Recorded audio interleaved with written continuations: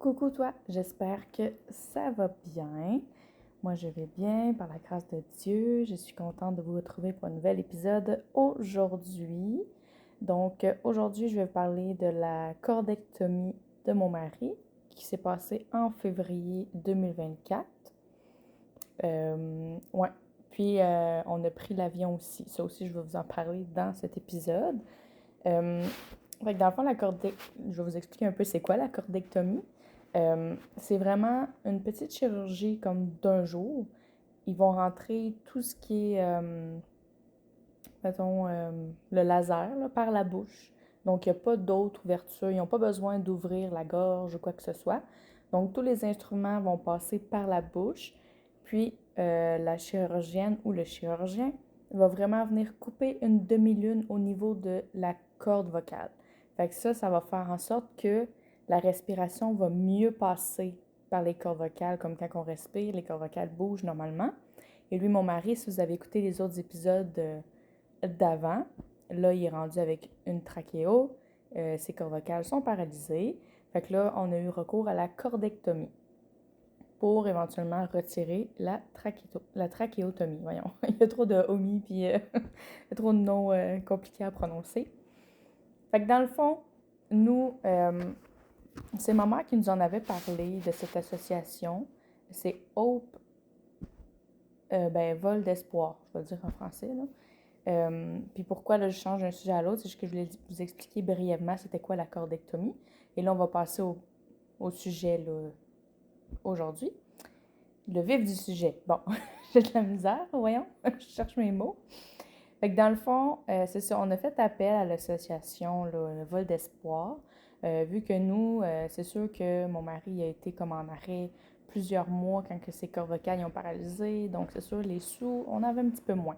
On sait que le voyage à Montréal et tout ça, des fois, ça peut coûter cher, puis on savait pas trop ce qu'on s'enlignait avec l'opération, puis tout ça.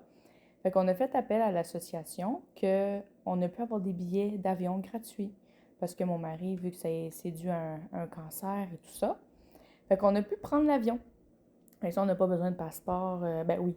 Non. Non, non, non. Vu que c'est au Québec, là, mais oui, c'est ça. Au Québec, Canada. Dans le fond, qu'on sort pas. On sort pas ailleurs. Fait que non, on n'a pas besoin. On n'a pas besoin de passeport, pardon. Parce que de toute façon, le mien était chou. Fait que faut que je le change.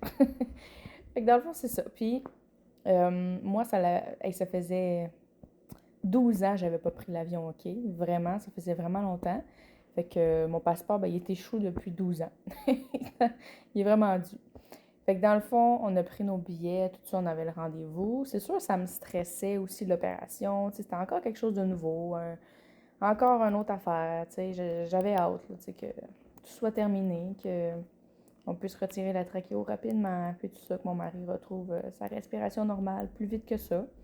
Fait que c'est sûr, bon, encore une autre opération. C'est sûr, j'étais déçue d'un certain sens, tu sais.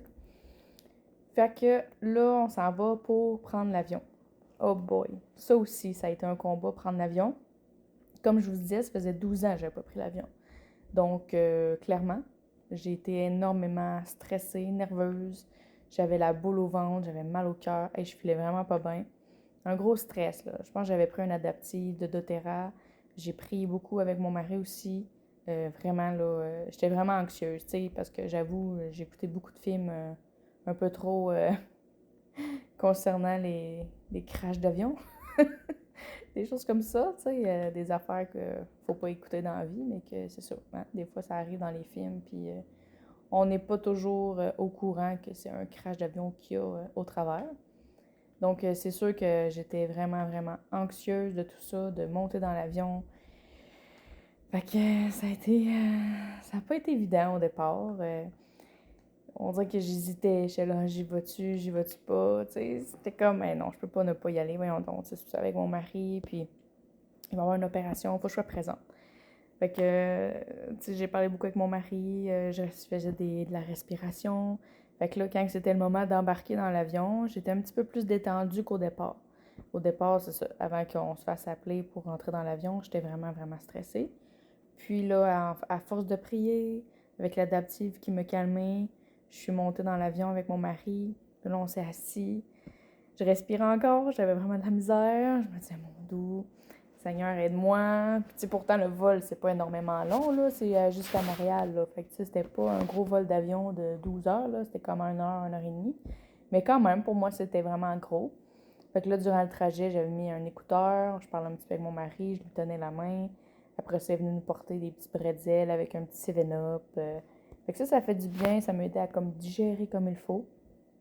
Puis après ça, l'avion a décollé. Ben, ils nous ont donné les petits bretzels puis le 7-Up au courant là, du vol, pas avant, là, bien entendu, mais c'est ça.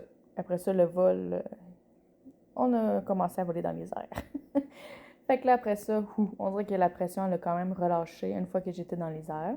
C'est là qu'ils nous ont donné les petits bretzels, que ça m'a vraiment aidé. C'est sûr, moi, tu sais, j'ai comme la phobie du vomi. Fait que là, ben, en plus que je regardais devant moi, il y avait un sac à vomi. Ça me donnait mal au cœur. Je veux pas vomir, tu sais. Il y en a qui ont le mal de l'air, puis tout ça. Fait que j'étais comme, non, non, non, je veux pas l'avoir.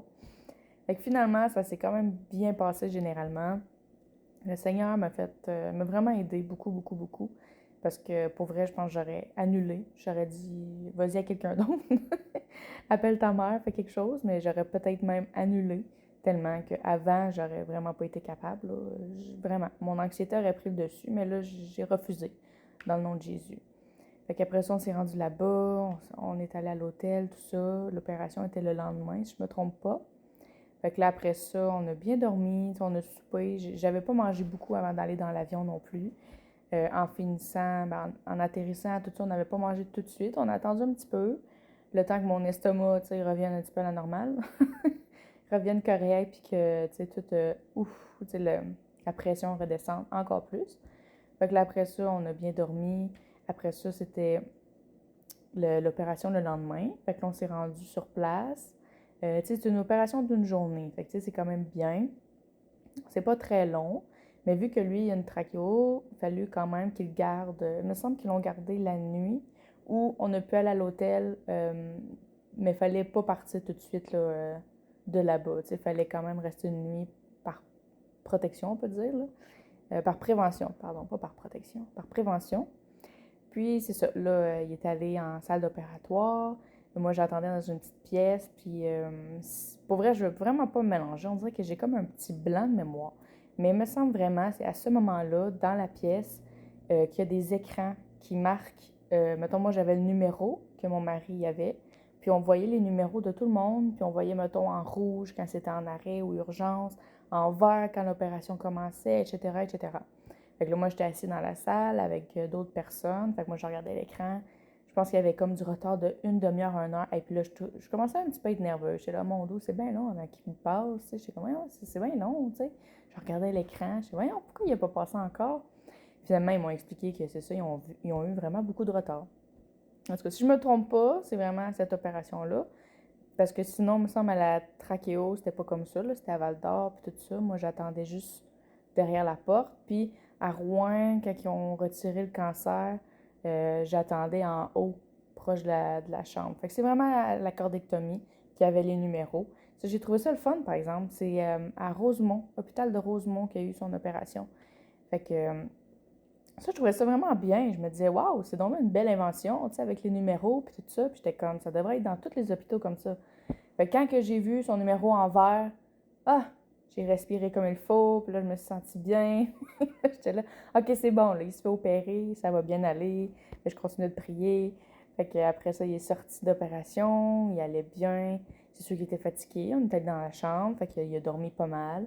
Mais, tu sais, en général, ça a vraiment bien été.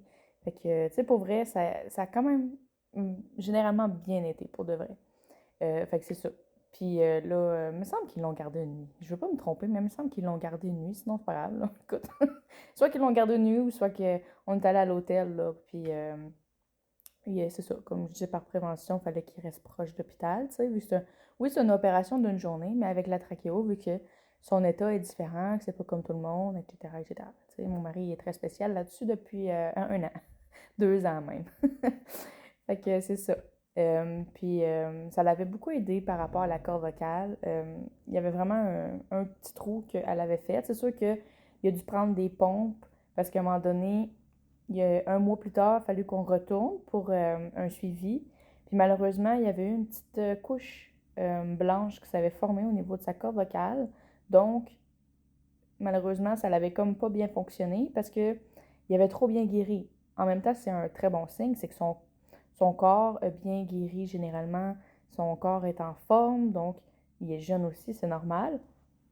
Mais c'est pas ça qu'on voulait. On voulait pas que ça guérisse bien. C'est bizarre à dire, là, quand on dit on veut pas que ça guérisse, là, mais c'était ça, on voulait pas que ça guérisse. Malheureusement, c'est arrivé. Fait que là, c'est sûr qu'il a pris des pompes pendant un mois de temps pour essayer de retirer cette petite membrane. Fait que ça, c'est en février 2024. Aujourd'hui, on est en novembre 2024. Malheureusement, c'est ça, là, il faut qu'il passe par une nouvelle opération de cordectomie. Elle n'a pas fonctionné. Comme je dis, ça l'a trop bien guéri. La petite membrane, OK, oui, elle est partie, la petite couche de guérison, comme je disais. Mais malheureusement, sa corde vocale s'est refermée un petit peu quand même. Fait que là, on attend pour un nouvel appel pour une autre cordectomie. Donc là, ça serait sa deuxième cordectomie. Hey, il est difficile à prononcer, ce mot-là. À force de le dire plusieurs fois, à longue, il devient difficile à prononcer. Fait que là, on est en attente pour ça. Fait que ça va être un épisode plus tard, éventuellement, quand il va y avoir l'opération. On attend toujours après ça. Mais oui, malheureusement, c'est ça. Ben, malheureusement, heureusement, parce que les premiers mois, quand il y a eu la cordectomie, en février, c'est février, mars, avril, mai environ, il respirait mieux. Ça, c'est vrai. Il a pu mettre un bouchon sur la trachéo. Fait que ça, c'était vraiment bon signe, parce qu'avant, tu sais, il ne pouvait pas mettre de bouchon, là, pour comme boucher le trou.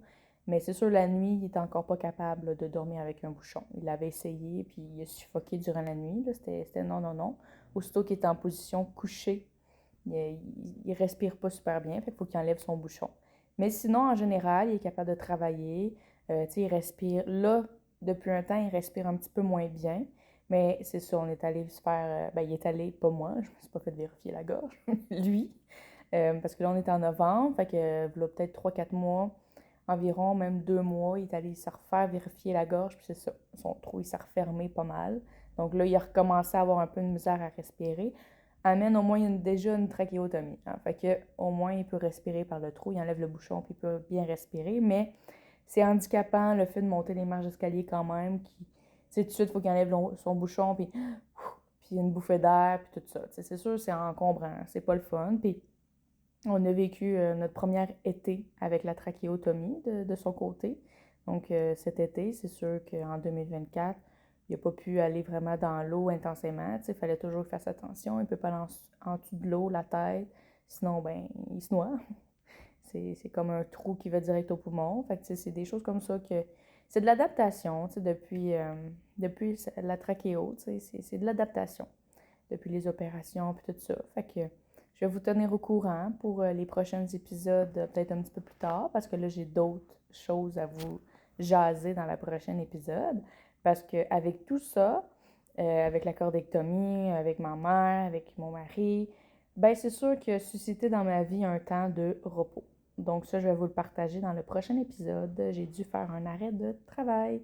Donc ça aussi, je vais vous partager comment ça s'est passé, comment que ça s'est que c'est allé jusque-là.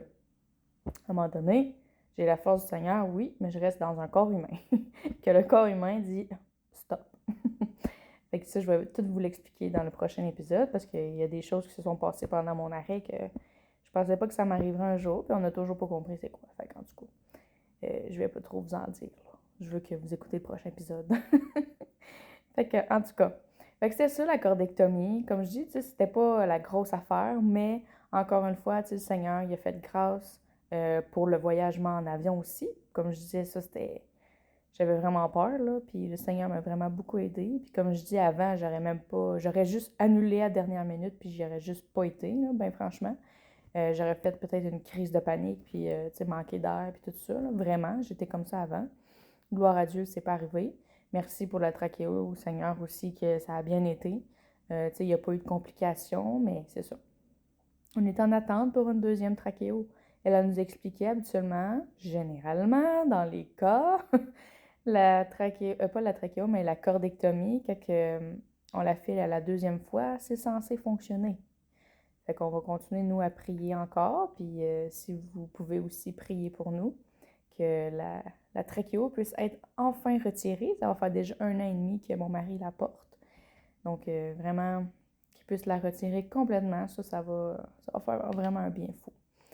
Donc, merci encore de m'écouter depuis le début. Sinon, si vous êtes un peu perdu dans l'histoire et vous ne comprenez pas qu'est-ce qui se passe, je vous conseille d'écouter depuis le début mes épisodes parce que j'y vais vraiment étape par étape. C'est pour ça les étapes de ma vie.